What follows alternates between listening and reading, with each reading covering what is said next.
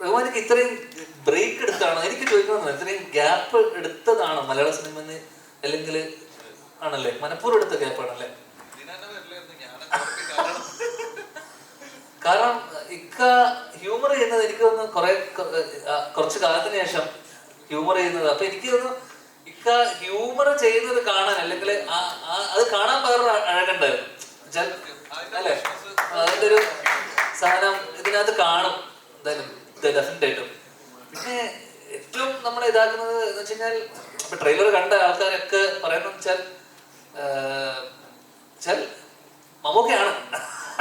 അപ്പോ agent reverse gear എന്നൊക്കെ പറഞ്ഞ പോലെ നമുക്ക് എടുത്തു പറയാവുന്ന ഇത്രയും സുന്ദരനായ നായകൻ എന്താ പറയണ്ടേ, മമ്മൂക്കയ്ക്ക് ശേഷം അല്ലെങ്കിൽ മമ്മൂക്കയോടൊപ്പം തന്നെ നമ്മള് സ്ക്രീനിൽ കണ്ടപ്പോൾ എനിക്ക് പല സീക്വൻസിലെ ട്രെയിലറൊക്കെ കണ്ടപ്പോൾ മമ്മൂക്കനെ ഓർമ്മ വന്നു. അല്ലെ മമ്മൂക്കനെ സ്ക്രീനിൽ കാണുന്ന പോലെ ഒരു പ്രസൻസും അല്ലെങ്കിൽ ഇമ്പാക്ട് നമുക്ക് പല ട്രെയിലറിന്റെ പല മൊമെന്റിൽ, കാരണം ഞാൻ ഉള്ള സീനുകളിലൊക്കെ അല്ലാതെ ബാക്കിയുള്ള സാധനങ്ങളൊക്കെ കണ്ടപ്പോൾ ശരിക്കും മമ്മൂക്കനെ സ്ക്രീനിൽ കാണുന്ന ഒരു ഫീൽ ഉണ്ടായിരുന്നു. ഞാൻ ചേട്ടാ സ്വന്തം പടങ്ങളെ കുറിച്ച് ഓവർ ഷൂട്ട് ചെയ്ത് പ്രേക്ഷകരുടെ ഉള്ള കാര്യം ഉള്ള പോലെ പറയുന്ന ഒരു ആക്ടറാണ്. അപ്പം ബാഡ് ബോയ്സിനെ കുറിച്ച് ഉള്ള പോലെ പ്രേക്ഷകർ പറയണമെങ്കിൽ ഞാൻ 4-5 ദിവസമേ ഉള്ളൂ ഞാൻ. പിന്നെ ഫെസ്റ്റിവലാണ്. ഫെസ്റ്റിവൽ വരുന്ന സമയത്ത് സ്വാഭാവികമായിട്ടും ക്ലാഷ് ഉണ്ട്. നമ്മള് കഴിഞ്ഞ വിഷു നമ്മൾ തൂക്കിയില്ല, അതുകൊണ്ട് ഈ ഓണം നമ്മൾ തൂക്കിയില്ലല്ലോ, അത് വിട്ടു. എല്ലാ തവണ നമ്മൾ വിട്ടുകൊടുക്കില്ല. കാരണം കഴിഞ്ഞ തവണ പരിപാടി നമ്മള് കുറച്ച് നാടകവും കുറച്ച് ഇമോഷണൽ സൈഡായിരുന്നു. പക്ഷെ ഇത്തവണ നമ്മൾ അതല്ല. ഇത്തവണ നമ്മള് കട്ട കമേഴ്ഷ്യൽ ഇതാണ്. അതിന്റെ കൂടെ നാടകവും ത്രില്ലറൊന്നും വരണ്ട, അതിന്റെ സൈഡായിക്കോളും കുറച്ച് 3 ദിവസം കഴിഞ്ഞു. എനിക്ക് അല്ല, പക്ഷെ അപ്പോഴും ഒരു കാര്യമുള്ളതെന്ന് വെച്ചാൽ കൂടെയുള്ള പടങ്ങള് ഒന്ന് അടുത്ത സുഹൃത്ത് അലിസ്റ്റൻ സ്റ്റീഫന്റെ പടം, ആ വീക്കെൻഡിന്റെ അടുത്ത പടത്തില് ഞാനാണ് നായകൻ. അതുകൊണ്ട് തന്നെ എല്ലാവരും നമ്മുടെ സിനിമ മാത്രമല്ല, ARM, കിഷ്കിന്ധാകാന്ഡം, അതോടൊപ്പം തന്നെ കൊണ്ടൽ, ഗാങ്സ് ഓഫ് സുകുമാരക്കുറുപ്പ്, മാധവിന്റെ ഫസ്റ്റ് പടം, ഡെബ്യൂ പടം. അതുകൊണ്ട് അടുത്ത് പറയണം, നിങ്ങളൊക്കെ പറയണം. അതിന്റെ സുരേഷങ്ങളുടെ മകന്റെ ഫസ്റ്റ് പടമാണ് കുമ്മാട്ടിക്കളി. ഇത്രയും സിനിമകളുണ്ട്. അപ്പം ഡെഫിനറ്റ്ലി ഫെസ്റ്റിവലാകുമ്പോൾ എല്ലാ സിനിമകൾക്കും സ്പേസ് ഉണ്ട്, എല്ലാ സിനിമകൾക്കും അതിൻ്റെതായിട്ടുള്ള സിഗ്നിഫിക്കൻസ് ഉണ്ട്. കാരണം നമ്മളൊക്കെ ഒരു കാലത്ത് ഒരു സിനിമ കഴിഞ്ഞാൽ ഓണത്തിനൊക്കെ ഒരു സിനിമ കഴിഞ്ഞാൽ അടുത്ത സിനിമയ്ക്ക് പോയി 2-3 സിനിമകൾ കണ്ടിരുന്ന സമയമുണ്ട്. അപ്പം അതേപോലെ ഈ ഹേമപ്രശ്നങ്ങളൊക്കെ ഒന്ന് തണുത്ത് നിൽപ്പുണ്ട്. അപ്പൊ അത് കഴിഞ്ഞിട്ട് നല്ലൊരു ഓണക്കാലം അത് സിനിമയ്ക്ക് എല്ലാ രീതിയിലും ഗുണം ചെയ്യട്ടെ എന്ന് ആശംസിക്കുന്നു. എല്ലാ സിനിമകളും ഓടട്ടെ എന്ന് ആശംസിക്കുന്നു.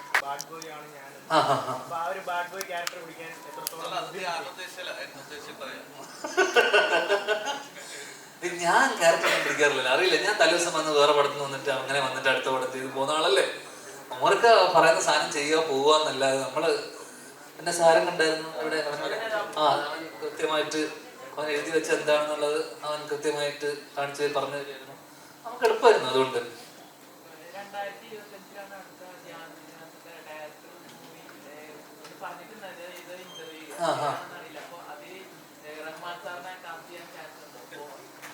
അതൊക്കെ ചോദ്യം. കാസ്റ്റ് ചെയ്യാൻ ഇക്ക ചെയ്യുമെന്ന് ചോദിക്കുക. ഇക്ക മലയാളം വിട്ടു നിൽക്കുക.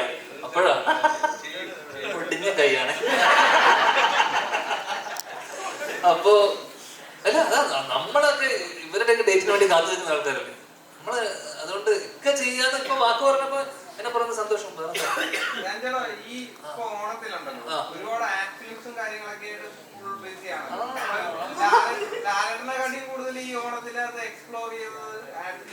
ലാലേട്ടനെ മൈജിക്ക് എന്നെ വിളിച്ചത് എനിക്ക് ഡേറ്റിലൊന്നും പോകാൻ പറ്റില്ല.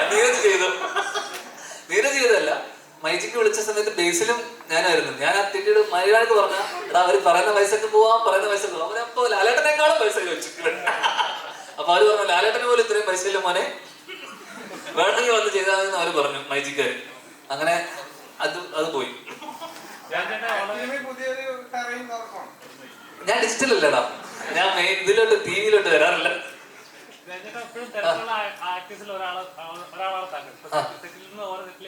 പ്ലസ് പരസ്യം ഇനോഗ്രേഷൻ കട്ടി നട്ടിട്ടില്ല. ഇങ്ങനെ കട്ടി വേദന. പോകുന്നവർക്കെല്ലാം ആ സെറ്റില് കോസ്റ്റ്യൂം ഇട്ടുകൊണ്ട് തന്നെയാണ് പോകുന്നത്. അതെ അതെ അതെ. ഇന്റർവ്യൂവിൽ അതെ. അങ്ങനെയാണ് വന്നത്. അതെ. അപ്പൊ എങ്ങനെ എടുത്തപ്പോ പലരും പറയാറുണ്ട് എങ്ങനെയാണ് ഇത് മെയിൻറ്റെയിൻ ചെയ്യുന്നത്, എപ്പോഴും നോക്കാൻ മേലെ കുറച്ചുകൂടെ തിരക്കുള്ള കുറച്ച് ആറ്റിറ്റ്യൂഡ് പിടിക്കാൻ മേലെ ഇതൊക്കെ നമുക്ക് പറയാറുണ്ട്. ഇതൊക്കെ പിടിച്ച സിനിമ ഇല്ലാതെ ആയിപ്പോയല്ലോ. എന്തിനാ ഇപ്പൊ ഉള്ളത് പോലെ പോട്ടേന്നേ, അതല്ലേ നല്ലത് അല്ലേ? അത് ഇവിടുത്തെ നമ്മുടെ ഈ ഇതിനകത്ത് നിന്ന് മാറിപ്പോകും. കൈപിടിച്ചൊന്നുമില്ല. ലുക്മാൻ ഒരു പടം ഹർഷദ് എന്റെ ഉണ്ടയുടെ ഒക്കെ പുള്ളിയുടെ പടത്തിന്റെ ഷൂട്ടിനിടയിൽ ഒന്ന് ചവിട്ടിയപ്പോ തെറിച്ചു പോയി, ജസ്റ്റ് ഒന്ന് പൊട്ടി, സർജറി കഴിഞ്ഞു, പ്ലേറ്റ് ഇട്ടു, കഴിഞ്ഞു. ഒരു ആക്ഷൻ ധ്യാനം കാണാൻ പറ്റുമോ? ഏതാ ആക്ഷൻ ധ്യാനം കാണാൻ പറ്റുമോ? സോഫി ചേച്ചിയുടെ പടം ചെറിയൊരു ആക്ഷൻ ഉണ്ട്. പിന്നെ അതിനെ ഫോളോ ചെയ്യുന്ന 2 പടങ്ങളൊക്കെ ചെറുങ്ങനെ.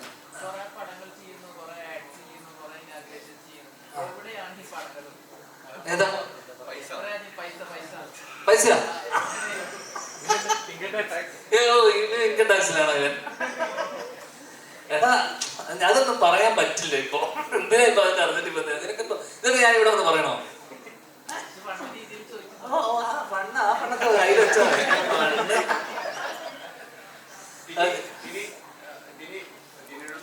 ആ കോമഡിക്ക് ടൈമായി.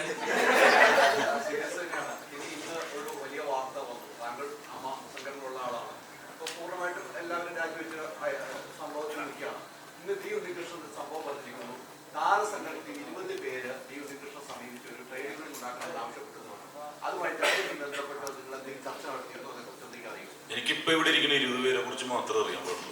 വേറെ ആൾക്കാരെ കുറിച്ച് ഒന്നും അറിയില്ല, വേറെ ഒന്നും അറിഞ്ഞിട്ടില്ല.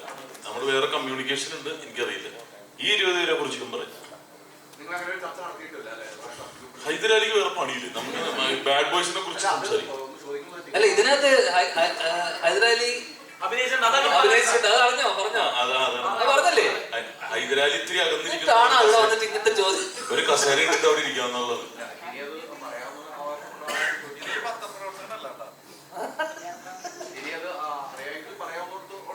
ഞങ്ങള് തമ്മിൽ അഡ്വോക്കേറ്റ് കമ്മിറ്റി ഉണ്ട്, പക്ഷെ അവര് തമ്മിൽ ആരും അറിഞ്ഞിട്ടില്ല. ഇപ്പൊ ഞാൻ സഞ്ചരിക്കുന്നത് ഈ ഗ്രൂപ്പിന്റെ കൂടെയാണ് 20 ദിവസമായിട്ട്. അപ്പൊ അതുകൊണ്ട് ഈ 20 പേരെ കുറിച്ചാണ് എനിക്കറിയാവുന്നത്. കൃത്യമായിട്ട് എല്ലാ കാര്യവും അറിയാം. ബാലയുടെ തന്നെ എല്ലാ സീക്രട്ടും എനിക്കറിയാം, ബാല ഉൾപ്പെടെയുള്ളത്. പുറത്ത് തന്നെ ഷൂട്ട് ചെയ്തിട്ട്